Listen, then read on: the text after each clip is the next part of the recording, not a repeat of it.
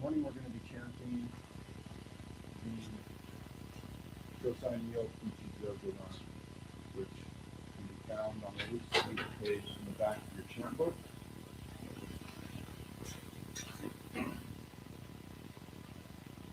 You may have heard me speak about this Dharani before.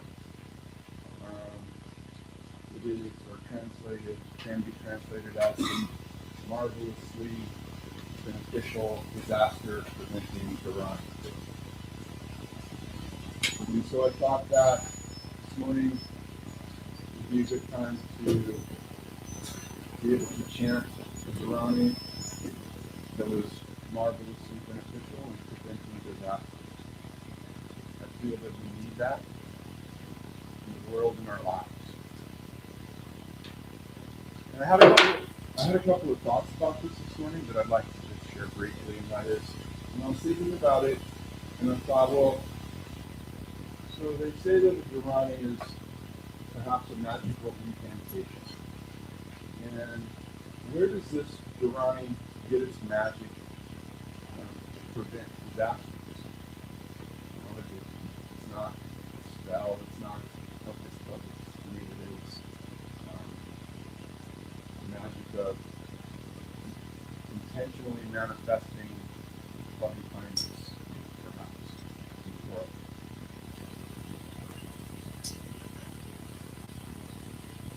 On Monday was Dr. Martin Luther King Day. I was fortunate enough to be invited to an interfaith gathering with many other faith leaders in the city, where I heard people speak of some of the things that Dr. King represented and how we can manifest those things in our lives today. And the words that Dr. King spoke came up repeatedly. Forgive me, it's not a direct quote, but he spoke of cannot use darkness to drive out darkness, and light can do that.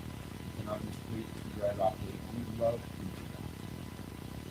And I've been contemplating these words all week long. And this morning they came back to me, and I thought, well, disaster is when we water the seeds of hatred in ourselves rather than the seeds of love. And in order to prevent that, you just leave water the seeds of love. Those seeds, manifested intentionally, are so powerful and what we do in the world. And those seeds are what is needed to drive out what we see as evil. So that's where the magic for me comes from. So as we chant this Dharani this morning, we'll chant it 7 times and increase it just slightly in tempo. You can follow along, you can say it in your head, you can listen, you can chant along. But I would encourage you to embody the intention of loving kindness. The intention to manifest love in your heart. Use that as a powerful magic to drive.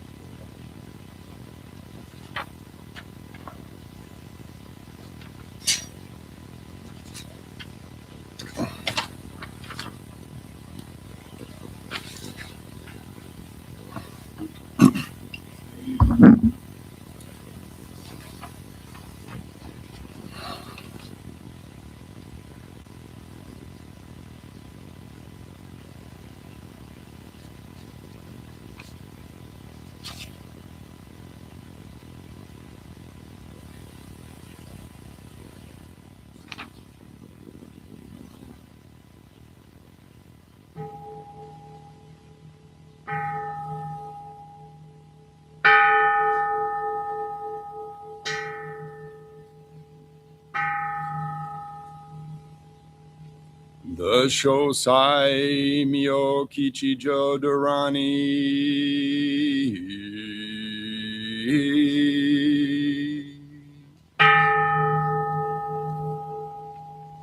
No mo san manda moto nan ohara chi koto sha sono nan toji to en gya gya gya ki Unnun Shifura Shifura Hara Shifura Hara Shifura Chishusa Chishusa Chishuri Chishuri Sowaja Sowaja Senchi Gya Shirie Somo Ko no mo san manda moto nan no hara chi koto sha sono nan toji to en gya gya gya ki un shifura shifura hara shifura hara shifura chishusa chishusa chishuri chishuri sowaja sowaja senchi gya shirie somo kono mo san manda moto nan no hara chi koto sha sono nan to en gya gya gya ki un shifura shifura hara shifura hara shifura chisusa chishusa chishuri chishuri sowaja sowaja senchi gya shirie somo ko no mo san manda moto nan ohara chi koto sha sono nan toji to en gya ki un shifura shifura hara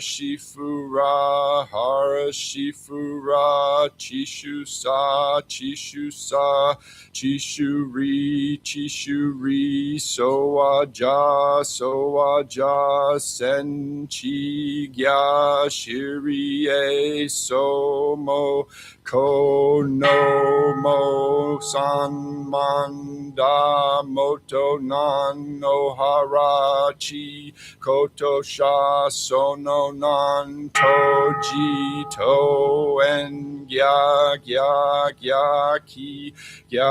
ki un shifura hara shifura chishusa chishuri sowaja senchi gya shirie somo kono mo san manda moto nan ohara chi koto sha sono nan toji to en gya ki un shifura hara shifura chishusa chishuri sowaja senchi gya shirie somo ko no mo san manda moto nan ohara chi koto sha sono nan toji to en gya gya gya ki un shifura shifura hara shifura chishu sa chishuri soaja senchi gya shirie moko.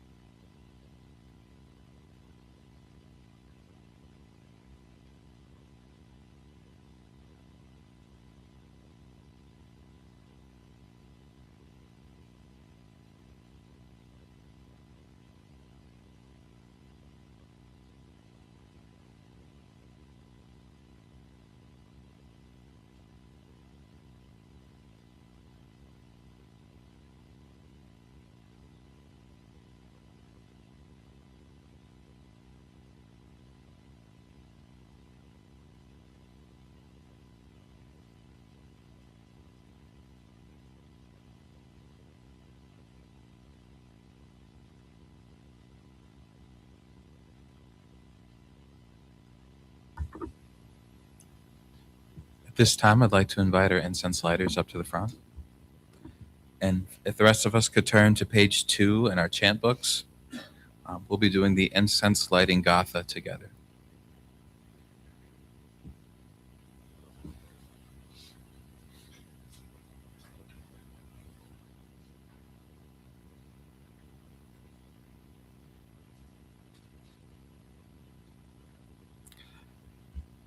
In gratitude, we offer this incense throughout space and time to all Buddhas and Bodhisattvas.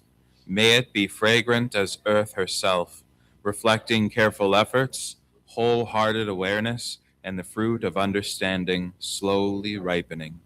May we and all beings be companions of Buddhas and Bodhisattvas. May we awaken from forgetfulness and realize our true home.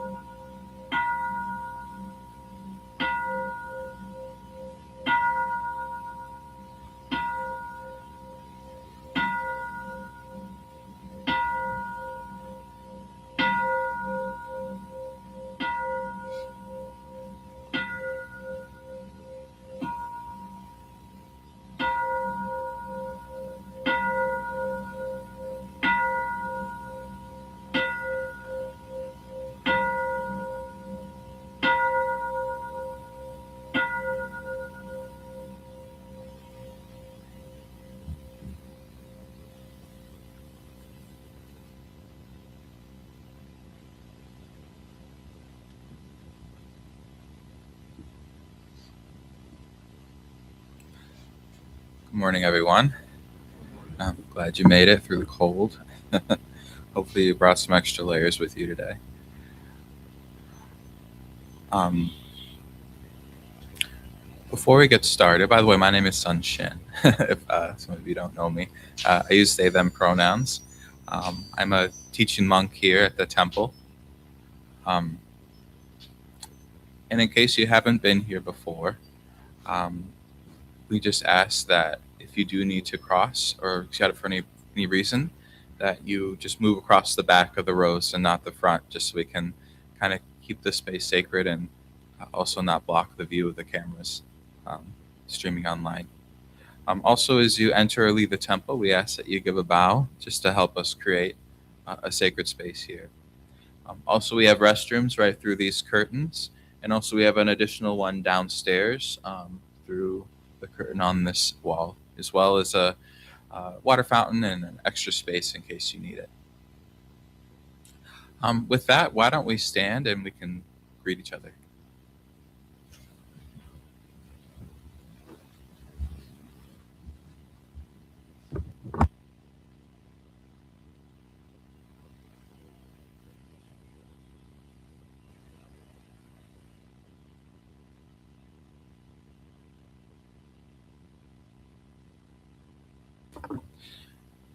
And I'm going to have us turn to page 3 to do our refuge chants.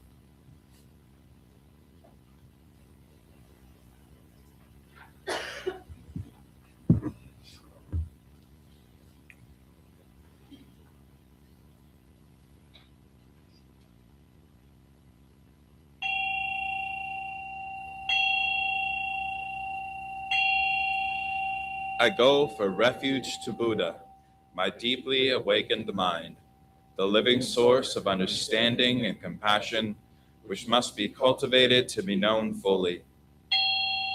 I go for refuge to Dharma, the path of mindful living, leading to healing, joy, and enlightenment, the way of peace which must be cultivated to be known fully.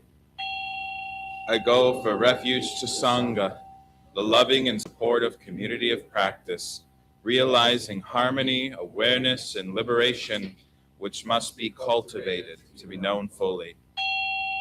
I'm aware that the 3 jewels are within my heart.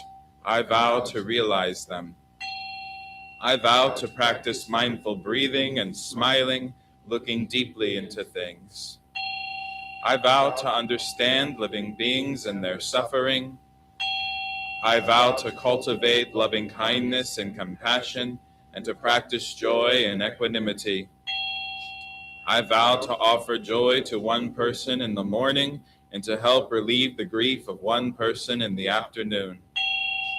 I vow to live simply and sanely, content with few possessions, and to keep my body healthy. I vow to let go of all worry and anxiety in order to be light and free. I am aware that I owe so much to my parents, teachers, friends, and all beings. I vow to be worthy of their trust, to practice wholeheartedly, so that understanding and compassion will flower, and I can help living beings be free from their suffering. May the Buddha, the Dharma, and the Sangha support my efforts. May the Buddha, the Dharma, and the Sangha support my efforts. May the Buddha, the Dharma, and the Sangha support my efforts.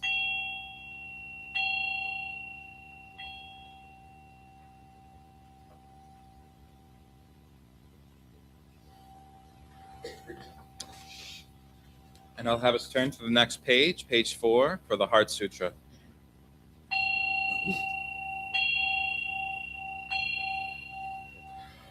Dhammaha prajna paramita hridaya sutra. The Bodhisattva of great compassion, from the deep practice of prajna paramita, perceive the emptiness of all 5 skandhas and delivered all beings from their suffering. O Shariputra, form is no other than emptiness, emptiness no other than form. Form is emptiness, emptiness form. The same is true of feeling, thought, impulse, and consciousness. O Shariputra, all dharmas are empty. They are not born nor annihilated. They are not defiled nor immaculate. They do not increase nor decrease. So in emptiness, no form, no feeling, no thought, no impulse, no consciousness. No eye, ear, nose, tongue, body, mind. No form, sound, smell, taste, touch, or objects of mind. No realm of sight. No realm of consciousness. No ignorance. No extinction of ignorance. No old age and death. No extinction of them. No suffering. No cause of suffering, no cease from suffering, no path to lead out of suffering, no knowledge, no attainment, no realization, for there is nothing to attain. The Bodhisattva holds on to nothing but prajna, paramita. Therefore the mind is clear of any delusive hindrance. Without hindrance there is no fear. Away from all delusive views, one reaches final nirvana. All Buddhas of past, present, and future, through faith in prajna, paramita, attain to the highest perfect enlightenment. Know then the prajna, paramita, is the great Dharani, the radiant peerless mantram, the utmost supreme mantram, which is capable of allaying all pain. This is true beyond all doubt. Proclaim now the highest wisdom, the prajna, paramita. Gate, gate, aragate, arasamgate, bodhisvaha. Gate, gate, aragate, arasamgate, bodhisvaha. Gate, gate, aragate, arasamgate, bodhisvaha. The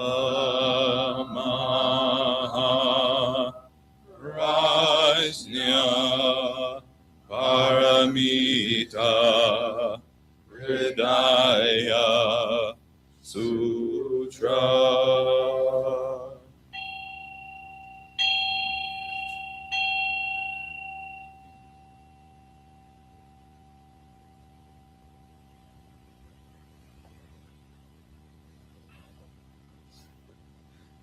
Before we sit, I would like to do 3 vows together, one for each of the refugees that we just chanted, the Buddha, the Dharma, and the Sangha.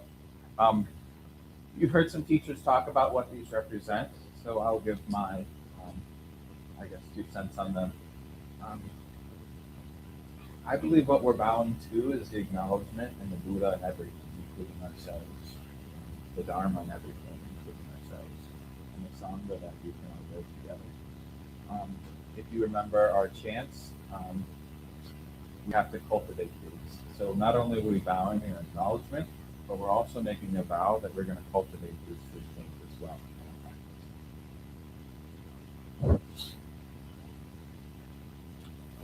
To the Buddha.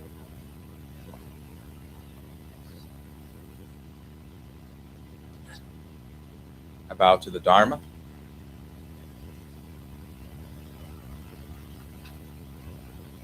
And I bow to the Sangha.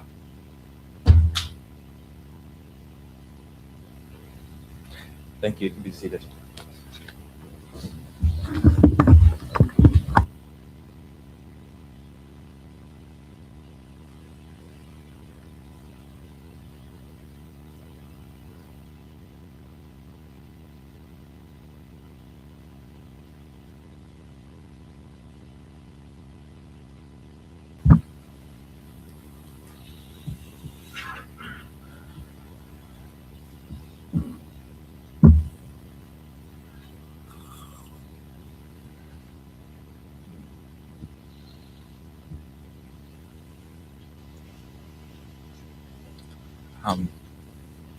I don't want to talk to you guys today because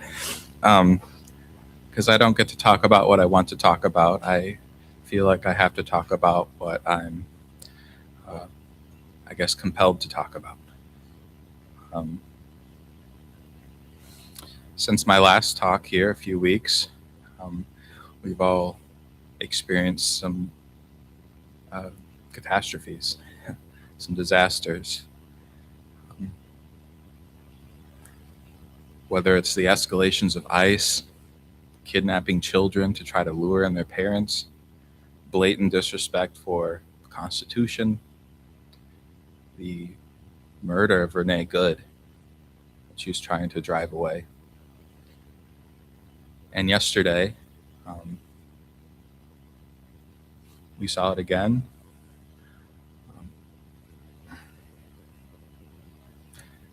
Somebody was trying to help two women that were being pushed down to the ground forcibly. He was held down by 5 people, members of ICE, and assassinated in the streets. And I keep hearing over and over again, maybe this will be the last straw. Well, I sit in front of you as a Mexican, a queer person, and I'd like to tell you that if me and all my ancestors collected all of our last straws, we could fill every barn in Kansas. I'll also say that this is not anything new. We've been experiencing violence, legal violence, at the hand of the state since Christopher Columbus got off his boat. It's been 500 years of this. If there's anything different, it's that it's finally affecting those people who thought, well, it never happened to me. But if you come from an ancestry like mine, a father named Fernando, grandparents Alicia and Enrique Rodriguez Garcia, this isn't new. It's more of a, you're finally noticing this? And many of you sit in front of me and you feel that way. It's a little bit of anger sometimes because you're like, it's about time that this is affecting the people that it needs to affect. And what are we supposed to do? I know the very first precept is to cultivate life, to do no harm. But when we see people directly in front of us murdering people in the streets, and our own government lying about what happened before the blood gets a chance to cool, do we fight back? At what point does preserving life mean that we have to take it? I don't know. My teacher, Suji, used to always say that there are no easy answers in Zen. And I'm going to take it one step further and say there are no answers at all in Zen.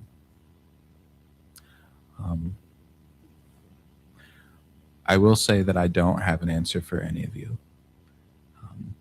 That's just not really the Buddhist way. If you want an easy answer, a book that'll tell you exactly what to believe and how to believe, you're in the wrong building.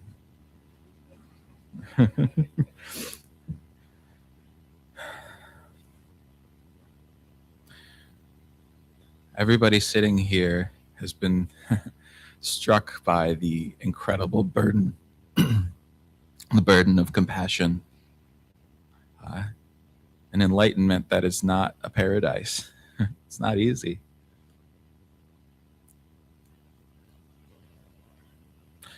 But what I can try to put together is maybe some clues so that you can help me figure it out along with all of you.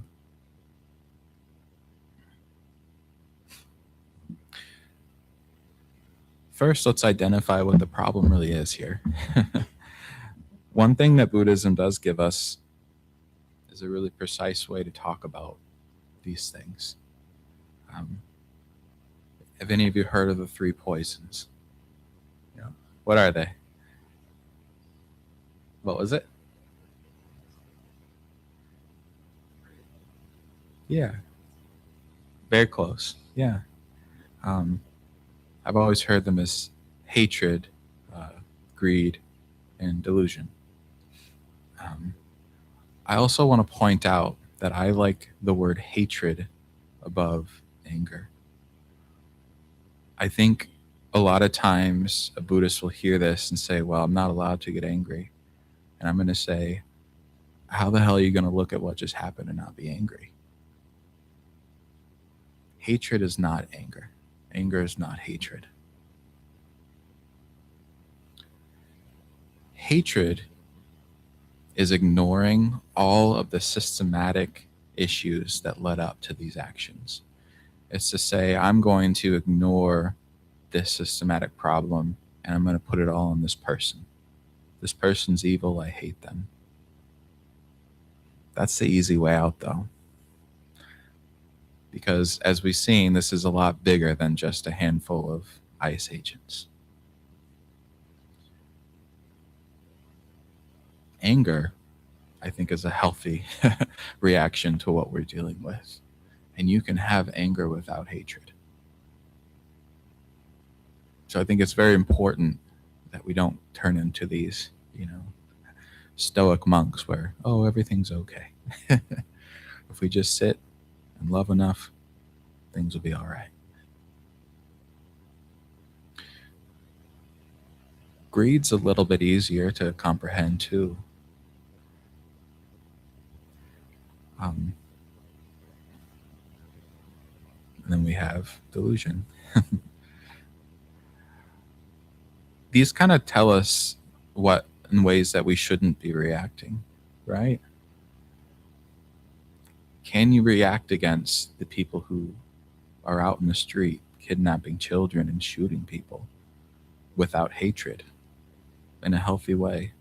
What does it mean to be angry at something, an injustice, but not to be hateful? We realize that this is such a bigger problem than a few people with evil in their hearts. There's such a huge systematic issues going on here. Issues that we are all part of and a part of seeding.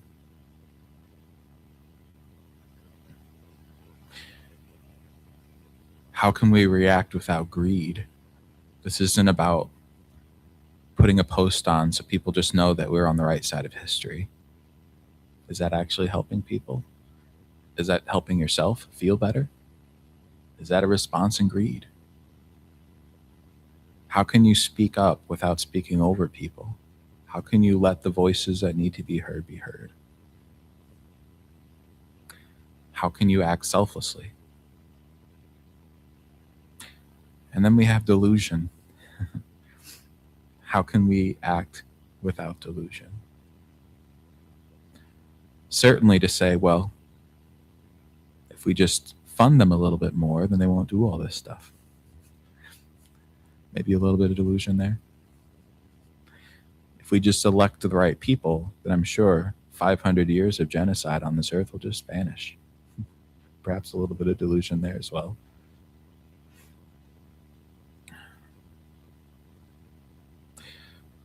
I don't think it's enough to talk about what not to do, though.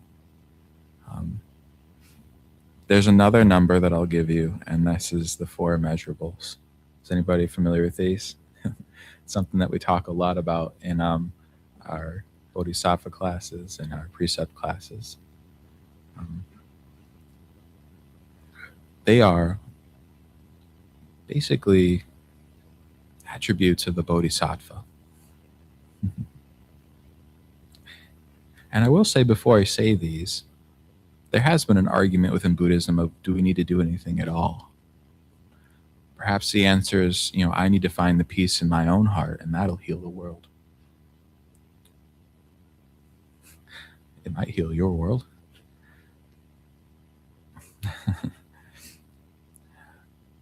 I think it's pretty hard to read the story of Buddha and not see a little bit of activism in there. When the Buddha achieved enlightenment, saw the suffering in the world, that wasn't the end of the story, that was the beginning of the story. He could have very easily got up from that tree and said, well, I've found my peace. I'm going to go hide away and enjoy it. But he taught and tried to save others until he died at an old age of 80 years old. Even the bodhisattva vows, the vows that several of you are taking right now, and many of you have already taken. We actually chant them at the end of our service every day. In your books, they're listed as the gathas of compassion.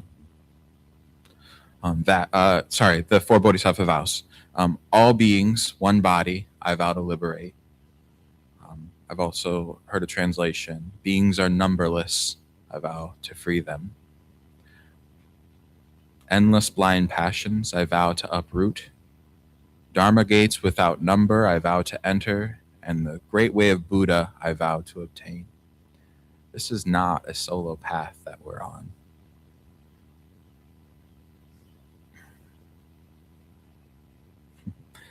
Many of us have made that vow. I need to save everybody.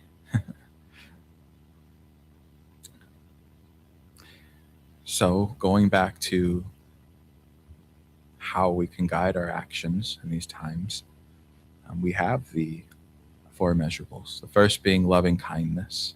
Does anybody know what loving kindness is? Yes. Go for it. Swing away. Could be one way, yeah. Anybody else?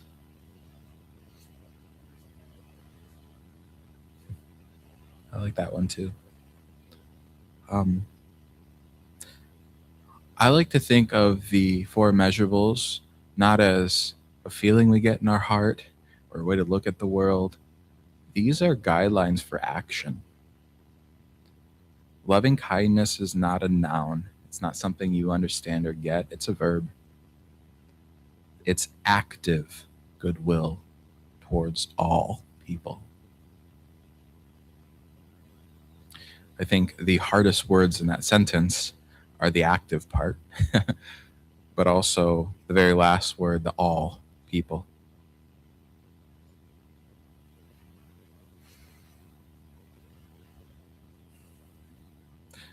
The next one is compassion.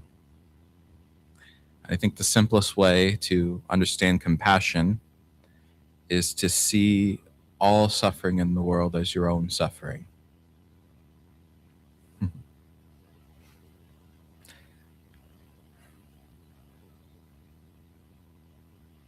When I saw what was happening these last few weeks, I didn't see it as a separate thing happening in the world apart from me. This is something that is part of me. It's something that I'm feeling. It's something that I'm contributing to. And even on a more linear scale, this is the same suffering that I'm connected through to all my ancestors before me who have gone through some pretty horrible things. If anything, I can say that one way that I draw strength is I think about all of my queer ancestors and how they've endured. I think about my Mesoamerican ancestors, all the things that they had to endure, genocides, erasures of their culture. my more immediate family, my grandfather, fighting in World War II, going into concentration camps and liberating them. Despite all of that, I'm still here. And if nothing else, that's a victory for my entire lineage, is that I'm still standing. There's compassion in that. Their suffering is my suffering. The next one is sympathetic joy, which in some ways is the other side of compassion, where other people's joys and celebrations are my joys and celebrations.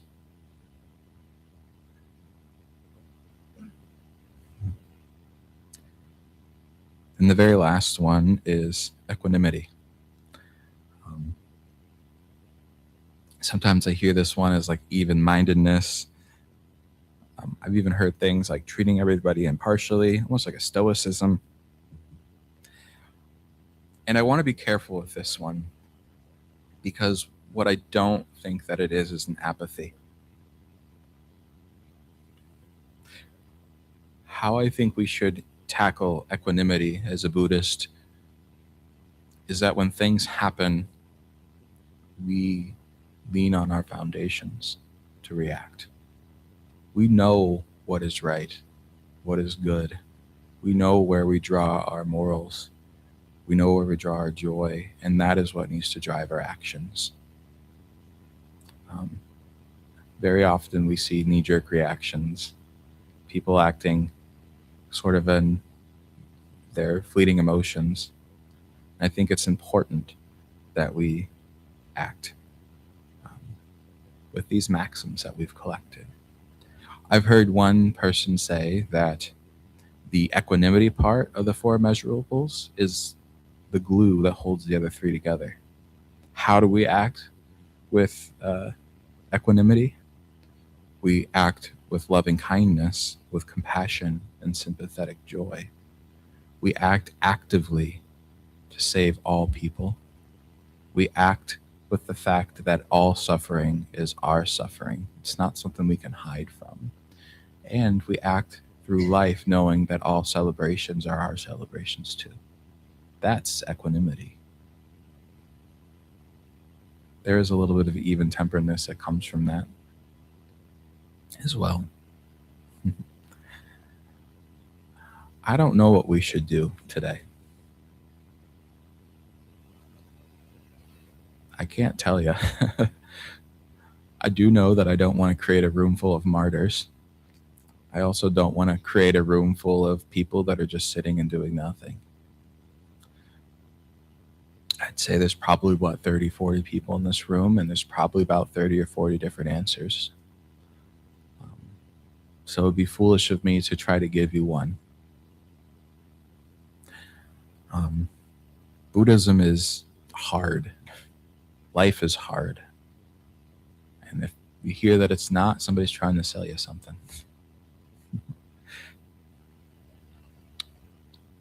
But whatever you do in these next days, hours, weeks, make sure that you're sowing these seeds of loving kindness, compassion, sympathetic joy, and equanimity.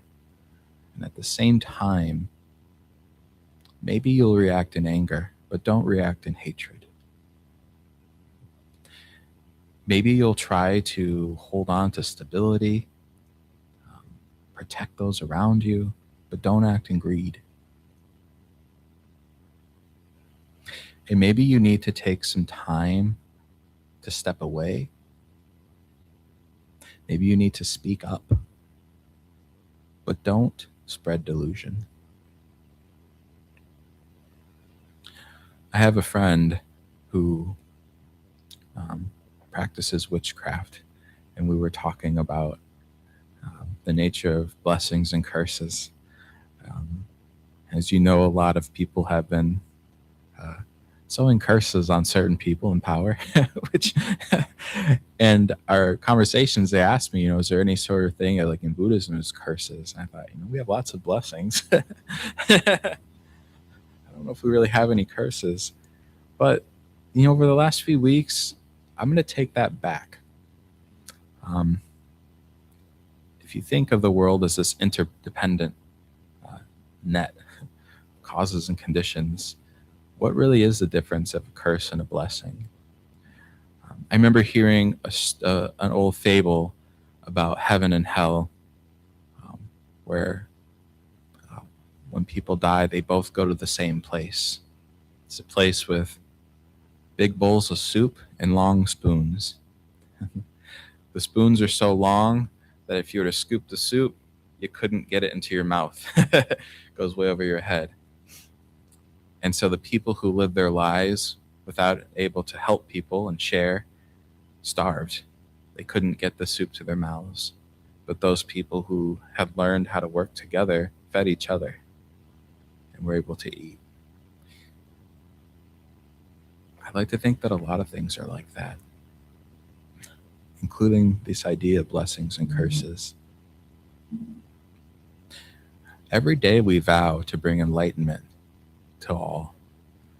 And as we're all sitting here with the realization of what the world has come to, how many of you have felt an immense discomfort? You can simultaneously bless and curse the people in your lives to just say, I simply wish them enlightenment.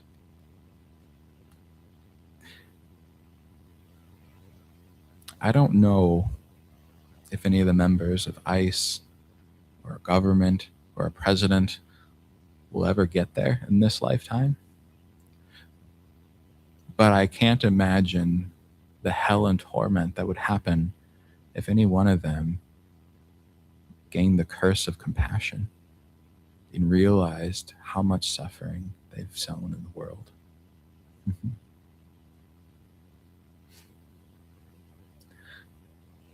Enlightenment's not daisies and rainbows, unfortunately. Enlightenment is that starting point, the Buddha under the tree, realizing, what do I even do? This thing is so tremendous and so heavy, so huge, and so painful, and nobody can find their way out. Is it enough for me to find my peace and move on? Do I need to take that bodhisattva vow and say, until everybody has peace, I'll wait?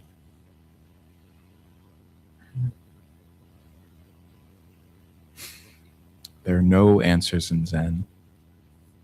But if you happen to find some in yourself, please share them, because I could use some too. Why don't we prepare ourselves for a period of meditation?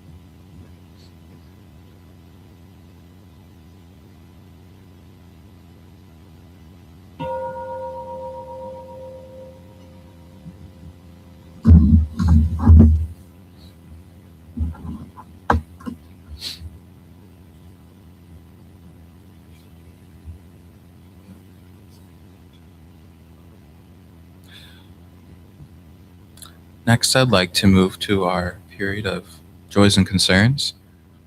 We'll have a microphone that we can pass around, and if you have something you'd like to share, please raise your hand. And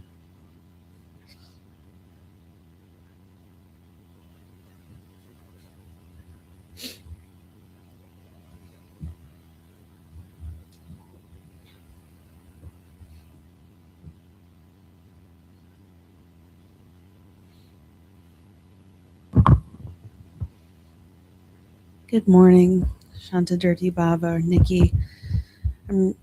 I have many concerns. We don't really have time for them all, but I also have some, I guess, joy. I'm very happy to be here, and I'm very grateful for your talk today. Thank you.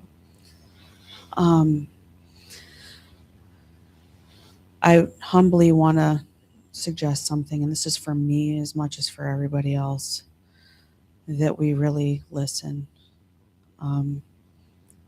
I wore one of my favorite shirts today. It's got 4 Native American men on it holding guns, and it says Homeland Security fighting terrorism since 1492. And there, as Sonshin mentioned, people that have been going through this. History is repeating, and we don't need to reinvent the wheel. There are so many people in marginalized communities that have been dealing with this for a long time, and those of us who have had certain privileges, I think, would do everyone a favor to just learn how to listen. What are they doing? And what can we do? What can we learn from other people?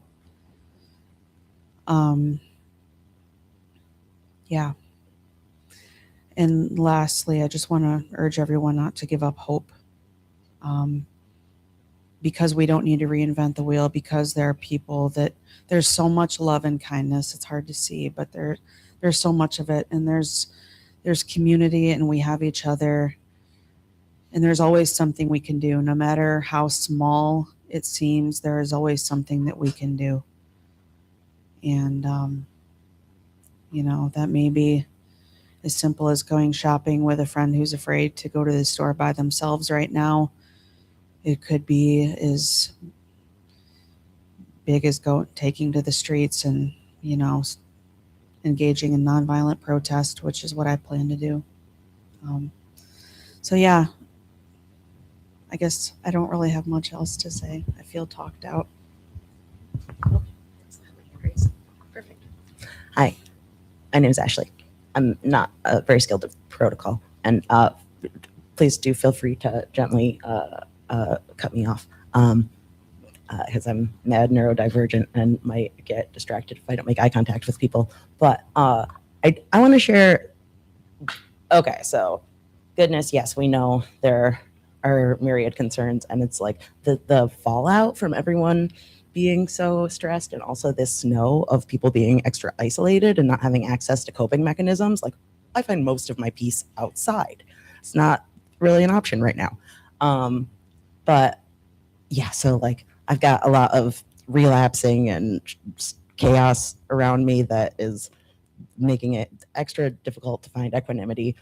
That is like a personal concern. And so we also want to remember to recognize the tensions from current events, how they're stressing ourselves in our interpersonal relationships, and not accidentally take it out on each other, because like minimum of those of us in this room are pursuing similar goals and have similar values, and if we misspeak or act rashly, it's not out of malice, and so I am really grateful that this talk, so here's the joy. The joy is that there is a room that I'm pretty confident I can go in, and no one is going to talk down to me about these situations and these experiences. And I'm specifically grateful about the talk and the Buddhist analysis, that in the Dharma, there's not the same extent of dogma that a lot of religious leaders maintain that this is the action that we need to take. This is the correct action, and it's the only right way. So thank goodness that's not what not what we're doing. But like, you did rhetorically ask for if anyone has answers in themselves to share them, and so I tried online the other day in the what do you call it, the mutual aid sangha, which y'all join, and people are venting and getting support from each other in addition to material goods. And I made this post about DBT and then got embarrassed and deleted it. But like, if we're not able to consume all of the centuries of texts and Eastern wisdom in this next few days, there was a therapy that westernized and clinicalized a lot of this wisdom into like practical skill sets that's been really helpful to me in managing my extreme emotions, because like I've got a history of borderline personality disorder, which is the one that's like super chaotic, volatile, whatever, and I've like mellowed out enough that I don't meet the criteria anymore. So if anyone's interested in like those skill sets that are basically like translated westernized Zen practices, I would be happy to share that, because and then I was like, I need to stop making a note, because the whole point of being here is to be present, right? But I wanted to mention the parable of the choir, and I don't know if there's a Buddhist equivalent, but it's like a choir can maintain a note for an infinite period of time with the understanding that people are going to drop out when they need to breathe.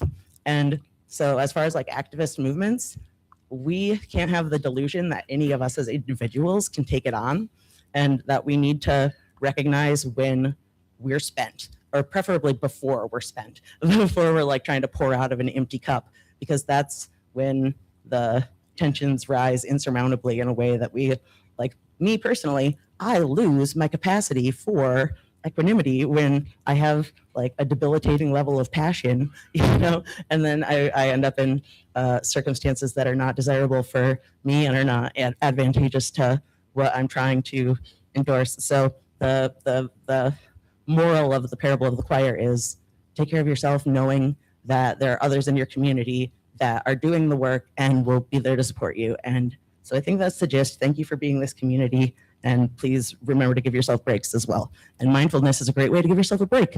Thanks. Do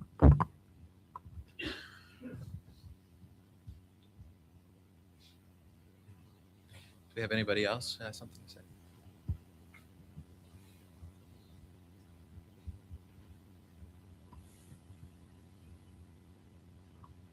Well, speaking of joining the choir, and maybe somebody else has an update on this, but there is a gathering at Rosa Parks today, 3:00, of Michigan's Indivisible group. And at least, it's going to be uncomfortable out there, but I think you can, if you show up, you're saying, I'm willing to be uncomfortable to show you I'm uncomfortable. So it's to basically say we have a problem with how ICE is operating. So I invite you to join at 3:00 at Rosa Parks. That's it. Thank you.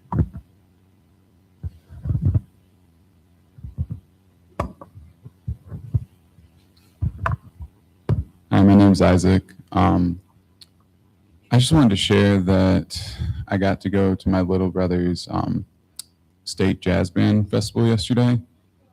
He did such an amazing job. I just remember being so overfilled with joy and thinking, I used to change this kid's diapers, Now he sounds like Charlie Bird on stage, and I'm just so proud of the adult he's turning out to be. And I realized that as an adult, it's my job to not be complacent with the stuff that we're dealing with in the world right now. I think I too have been ignorant and sort of participating in the thought that, well, it's not my problem, it's not happening to me, but I want the world that him and his friends to grow up in to be safe. I think it's important to pass on the correct ideology to the next generation, and it's our job to pave the way for people younger than us. So thank you.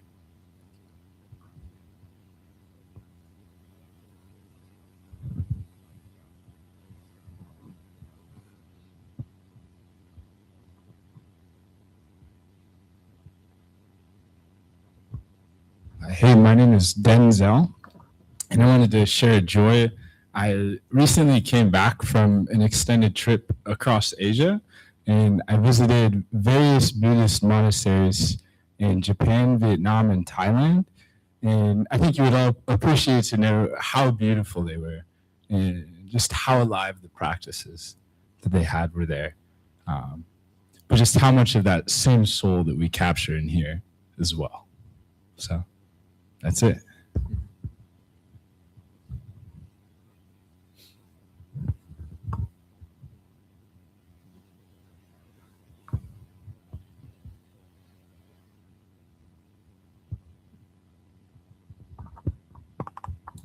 Yeah, I just wanted to say thank you for your talk today. I've been finding myself, your talk really reminded me these past couple of weeks, I've been ruminating on this a lot.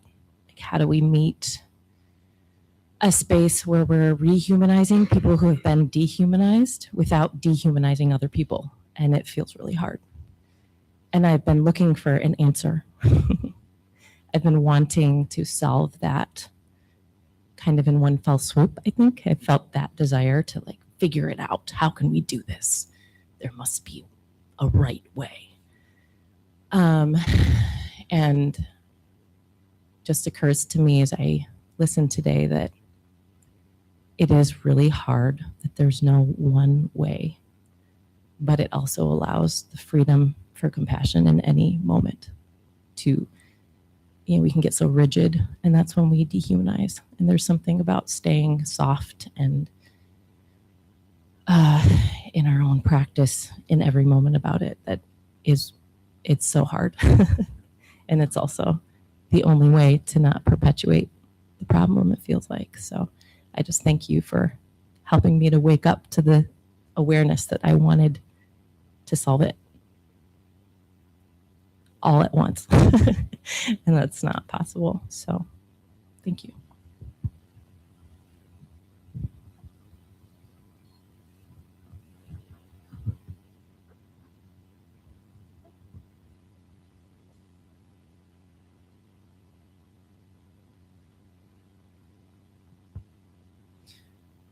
First, thank you for your talk. I also was hoping for answers. I'm disappointed. No, I really appreciate it. And then there's two online. Mitchell says, my joy is that I've shown up to these services every week for a month, and I'm looking forward to it more every week. And then Tanya says, I feel joyful for the reminder that mindful living is intentional living. It is not enough for me to simply be aware of things. Intentional choices made in the present moment transform suffering.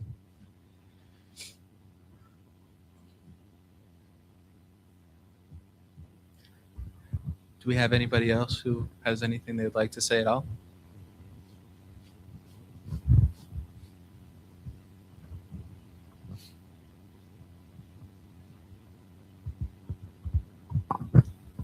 Yes, thank you, Sonshin, for your talk. You said something in passing that I'll now say directly. I don't care how pale you are, there's no shade of white that's going to save you from this situation. Something to consider for a change.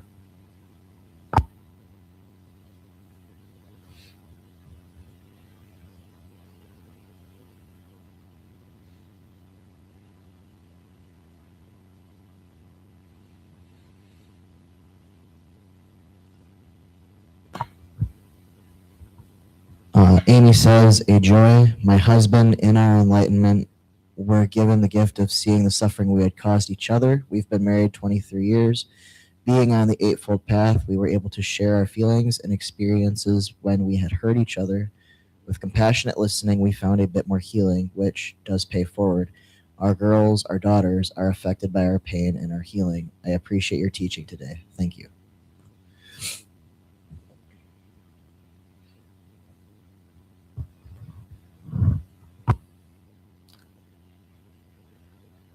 Well, if there's nobody else, why don't we take a few moments just to hold it all in, okay?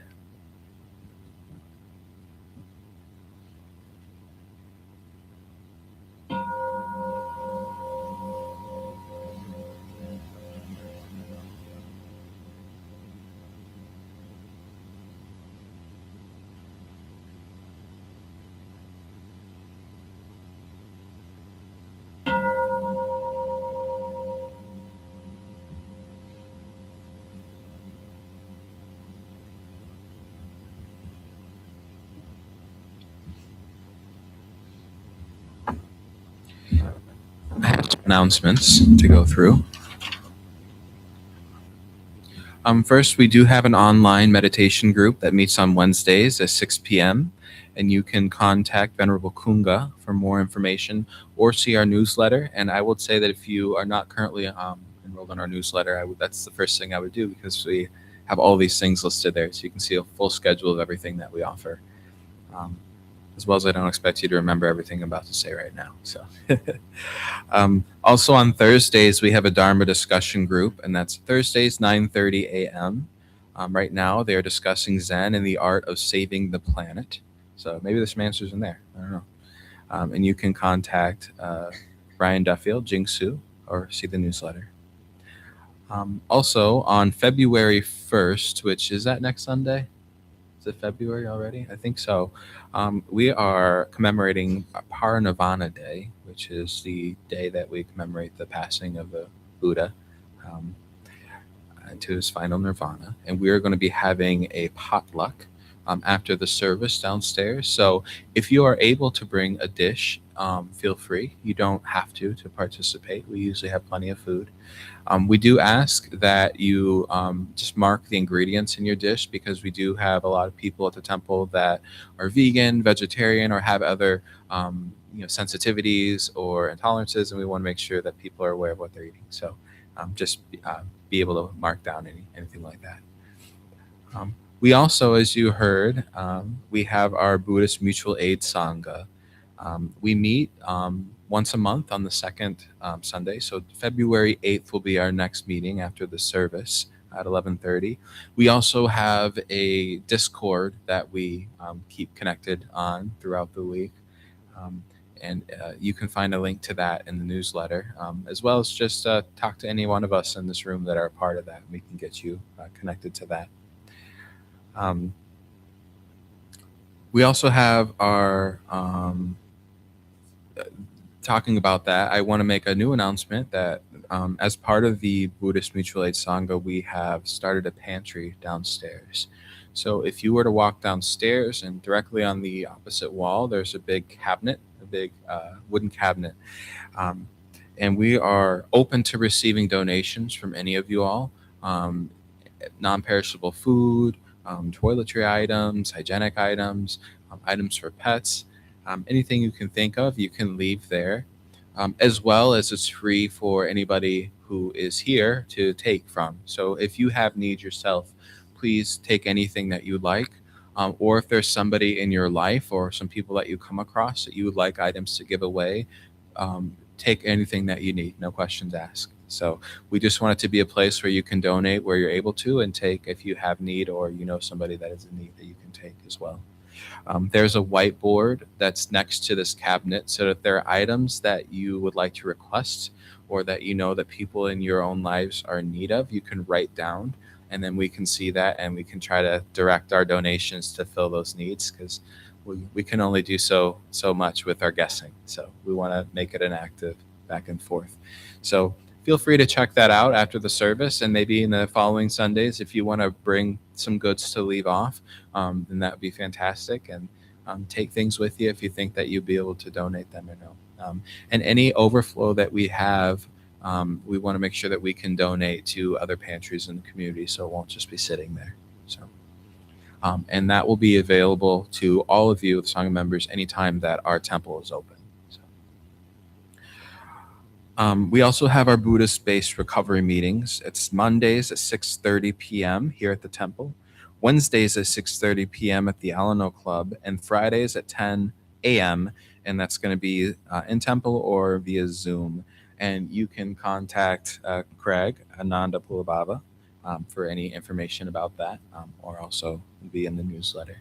Do we have any other announcements that anybody would like to give? Yes.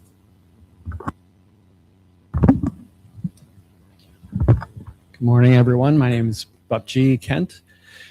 We had an online Sangha vote to elect a new board member this week, and I'm happy to report that the vote was 27 in favor, 0 not in favor, to elect Max Merritz as a new board member. So congratulations, Max.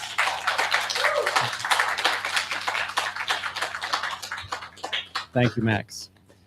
In our last board meeting, we elected new officers as well. And so we have a new president of the board, which is James Quinn. James, if you want to raise your hand.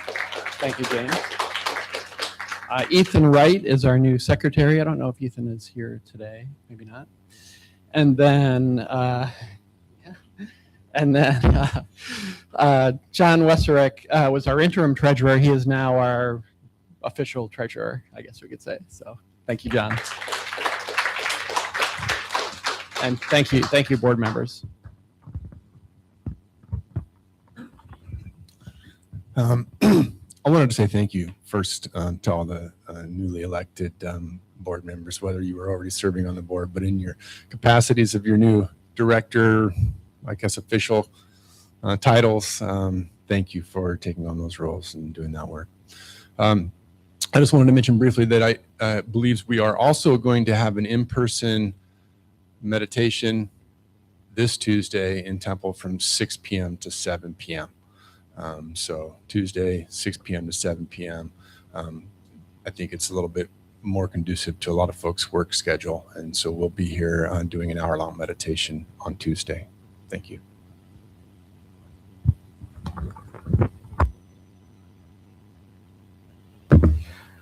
I also just share the joy too that, we went in this past year to kind of an emergency, not having a board that was functioning because we had so few people. We had people that had to step away. To our last joint meeting, we had to bring in extra tables. So I'm thrilled. I want to see more people, taking leadership. This is not my temple, it's our temple. And I want to make sure that, everybody here, if they would like, is feeling that they're a part of keeping this going. Be part of that cultivation part of cultivating the Sangha. With that, why don't we stand and we'll do our closing gathas together. And you can find those on page 6.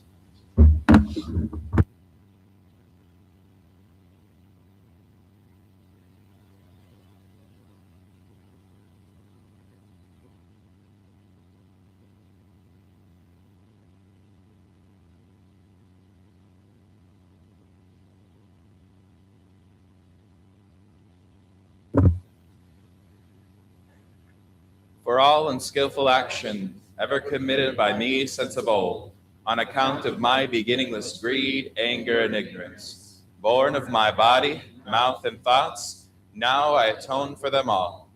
Vast is the robe of compassion, a formless field of benefaction. I wear the Buddhist teachings for the benefit of all sentient beings. All beings, one body, I vow to liberate. Endless blind passion, I vow to uproot. Dharma gates without number, I vow to enter. The great way of Buddha, I vow to obtain. And if we could have one side face the other, we'll give a closing vow.